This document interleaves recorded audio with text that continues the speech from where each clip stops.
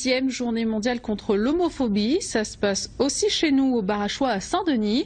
À cette occasion, SOS Homophobie a publié son rapport annuel. L'association relève une hausse sans précédent du nombre de témoignages d'actes homophobes. Une dizaine de cas ont été constatés à La Réunion. Et cet après-midi, la journée continue avec un débat et une projection de films à 15h exactement. On écoute Émile Lépiné, président de l'association Horizon, au micro de Christelle Floricourt et Alexandra Pêche. Le fait de venir au contact des gens, ça leur permet un peu de sortir du fantasme de l'homosexuel ou du transidentitaire qu'ils voient d'une façon un peu bizarre dans leur tête. Il faut qu'ils voient les gens justement en direct, qu'ils aient l'occasion de discuter avec des personnes qui sont justement posées. Le réunionnais de base n'est pas moins tolérant que le français de base. C'est juste que les problématiques sont différentes. Il faut prendre beaucoup la famille en compte, ce que les gens vont penser, le qu'en dira-t-on, les l'a dit l'a fait comme on dit, voilà, il faut faire avec. C'est-à-dire qu'il y aura toujours des gens qui ne seront pas d'accord avec, qui auront toujours quelque chose de mal aimable à dire à la famille ou à l'entourage, de les culpabiliser ou ce genre de choses. Et c'est quelque chose dont il faut sortir. La 10e journée mondiale contre l'homophobie. Chez nous, ça se passait au Barachois à Saint-Denis.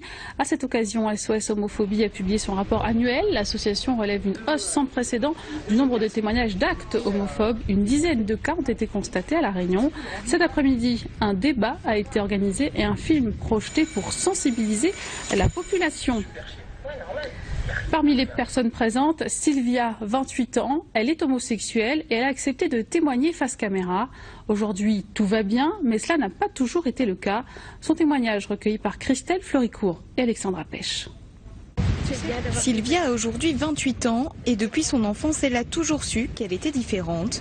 Mais au début, difficile pour la jeune fille de mettre des mots sur ses sentiments. C'était tabou. Même pas tabou, on dirait que ça n'existait pas. Il n'y avait personne de mon entourage pour me l'expliquer, pour m'aider, pour me le faire comprendre. Et ça a été très très très difficile en fait. Et c'est vraiment quand je suis arrivée au collège que j'ai pu poser mes questions et en savoir un peu plus. Les relations avec des garçons adolescentes, Sylvia en a eu plusieurs, toujours platoniques, jusqu'au jour où sa mère lui pose un ultimatum, se mettre en couple avec un jeune homme, stopper toute relation. C'est le déclic, elle comprend qu'il est temps de mettre fin à cette mascarade. J'avais vraiment besoin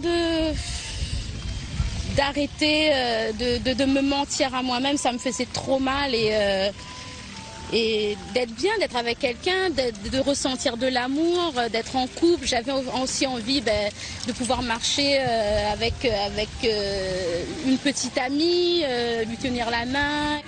Mais même en assumant son homosexualité, la vie n'est pas toute rose. Engagée dans l'armée durant 1 an, Sylvia a beaucoup souffert des moqueries de ses collègues. Aujourd'hui animatrice socio-éducative et en couple avec Virginie depuis 2 ans, les choses ont bien évolué. Ça se passe super bien, j'aurais pas rêvé mieux quoi. Donc j'ai ma copine actuellement, on vit ensemble et elle est beaucoup plus gâtée que moi et je veux dire pourrie gâtée par ma mère, c'est fou. Il y a vraiment une belle complicité entre ma mère et ma compagne quoi.